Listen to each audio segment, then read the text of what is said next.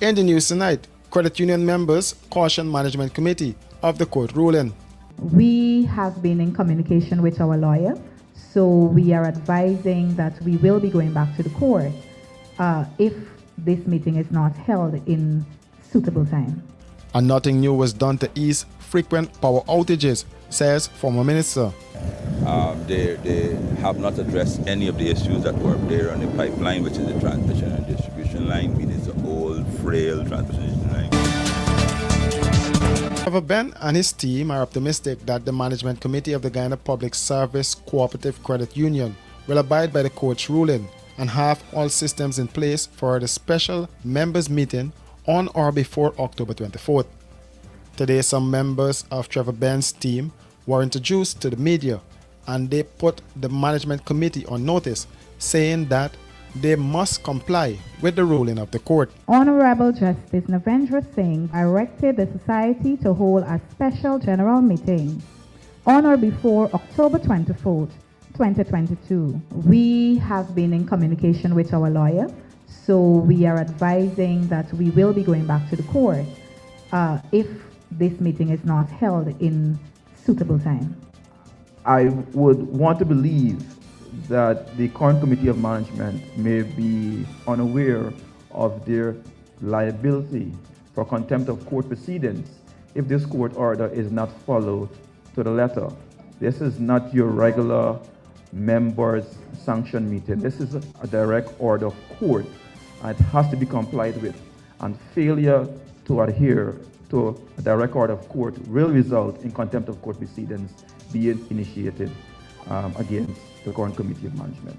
Patrick Mentor, a member of the management committee, said at a meeting held last Saturday, the issue was raised. At a special meeting held at the GPSCCU at Hafiz Street on last Saturday, several questions were asked of the committee of management for the CEO, and these did not receive any credible responses. The lack of those credible responses has prompted several inescapable conclusions. To wit, that, for example, there has been no timeline of activities developed, at least up to Saturday, in respect of plans and other arrangements for holding the special general meeting. Number two, no list of assigned tasks and timelines was developed for managers and staff, and therefore no report on percentage of completed tasks could have been reported on. Number three, there is no evidence that meetings with the managers in respect of their roles and responsibilities have yielded anything productive with specific regard to the SGM in terms of feedback and status updates, including challenges facing them in the execution of their assignments and measures taken to resolve them. Also, it is important to note also that there is no way of knowing what assistance they may be needing to get their tasks completed. Further, there is no evidence that written approval from the Ministry of Education has been obtained with regard to the decision to hold the SGM at the new Central High School. There is also no indication that the Committee of Management has made an inspection visit to the planned venue or when that would be done to ascertain its suitability. There is also no evidence that contact has been made with the Internet service provider, Rose IT, with respect to the online participation of members in all 10 regions. Furthermore, there is no indication of the specific request made, if contact was made, what was specifically requested, and what response the IT provider will have given. There is no way of knowing if and when the CRM will be getting a demo of the operation that is required. Now, I said all of that to say that such a display of intransigence, I would call it obstinate refusal to prepare adequately to deal with the member's business, leaves a bitter taste in one's mouth that is best eliminated by the recall or removal of the current COM, Committee of Management. Like Trevor Ben Mentor, who was the vice chairman, was removed from his position. He feels that it was as a result of him standing up to the management committee. Washi. Hi people. Washing made so easy since I found Washi. Washing me use wash me clothes and I can say Washi soap powder wash clothes so nice. Washi soap powder leave your clothes color bright. Washi soap powder leave me clothes smelling nice, of course. So give thanks to Washi soap powder for doing my laundry right. Keep my clothes color bright. Have my clothes smelling nice for sure. I could not ask for more. Comes in lemon and original. It is a washing machine in a pack. Washi soap powder wash clothes so nice. Washi soap powder leave your clothes color bright. Washi soap powder have my clothes smelling nice, of course. Distributors located in the Stabrook Market.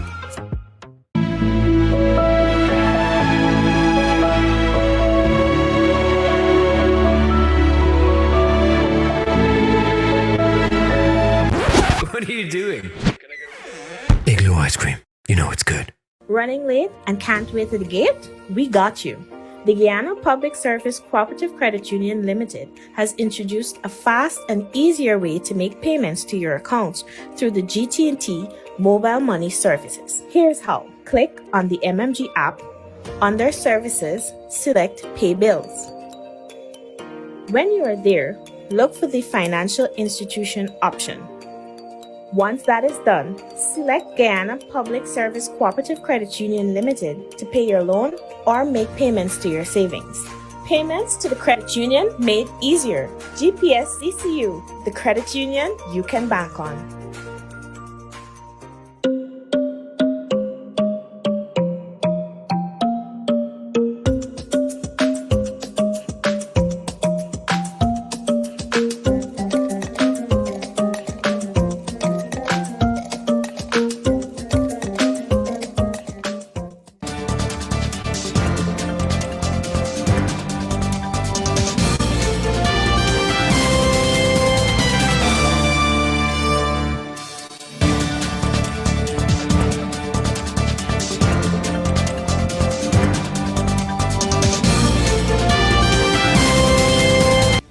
President Afan Ali has been talking about the development plans his government has for the future.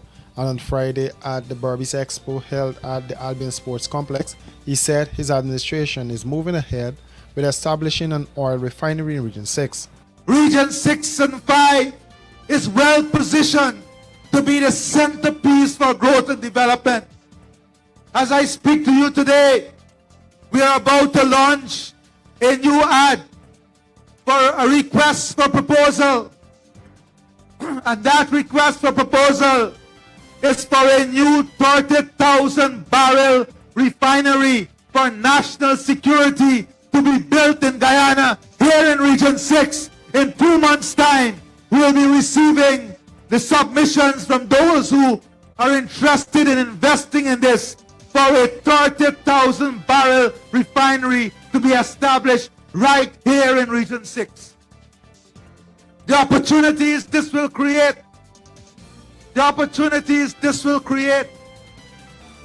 for transport and logistics, the services industry, the construction industry, the rental industry are enormous and will bring tremendous benefit to the people of this region.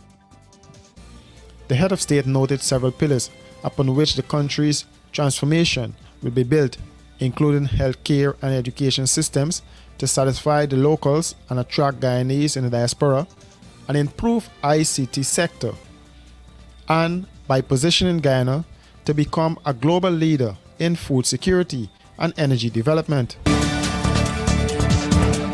Former Minister of Public Infrastructure David Patterson says nothing new has been done to address the frequent power outages, and he feels it will continue. He was speaking with reporters on Friday at Sapphire. Well, I warned the country since 2020 that we were in for a period of blackouts. I warned them because they have brought back the same actors. They have, and it's a phenomenon that happens in Guyana, not only with GPL, I think with most of our institutions, whereby when there's a change in administration, what people do is whatever plans they were there before, they throw them out And that's exactly what it is, what they have done. They have not addressed any of the issues that were there on the pipeline, which is the transmission and distribution line, meaning it's an old, frail transmission line.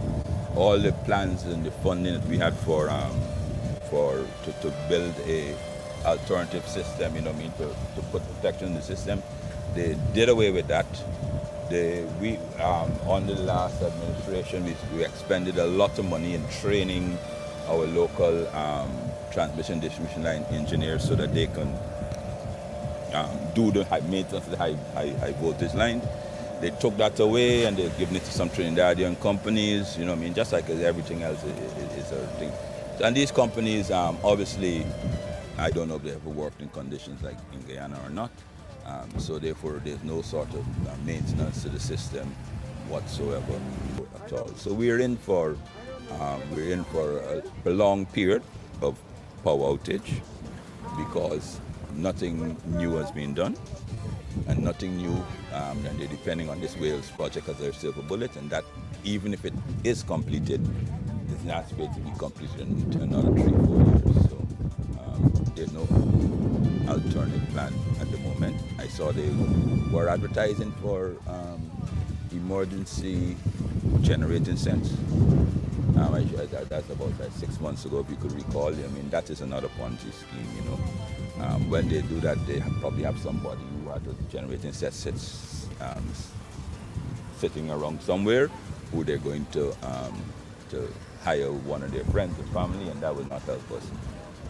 Generating sets, if you can recall Giftland, right? Giftland made quite a lot of comments, wrote in the papers and those things like that about us opening them to the grid. All the years we were saying to him it's a technical issue, but we acceded. The last board prior to this acceded. He's no longer supplying the grid. And that's because as soon as he connected up, he realized how fragile our bridge is. His engines were going down because of the feedback. So there's no alternatives in sight for them. He said the Wales Gas to Shore project, touted by the government, in his view, only addresses one part of the whole scenario. Wales Gas to Shore project, they're touting to be the end of our the salvation. That's not true. All that is just, if it ever finishes, is only addressing one part of the whole scenario, which is, if it ever is completed, and I have my doubts, you will have some generating sets over in Wales, but there's no linkage to our power system. There has been no tender out, there's been no idea how you're going to get over from Wales to where our load centers in Georgetown, Region 4, Region 5, and so forth. And there's no tenders. The last time they tried bringing electricity across from Region 3, they put a submarine cable, which that went down. It goes on once a year, and it will continue going on once a year. So generally, there's no new plan, but the plan that they have always is just to spend money and then hope that it will work out in the end. It doesn't do so. The Guyana Power and Light Company recently said they plan to invest $292 million in building a modern transmission and distribution system.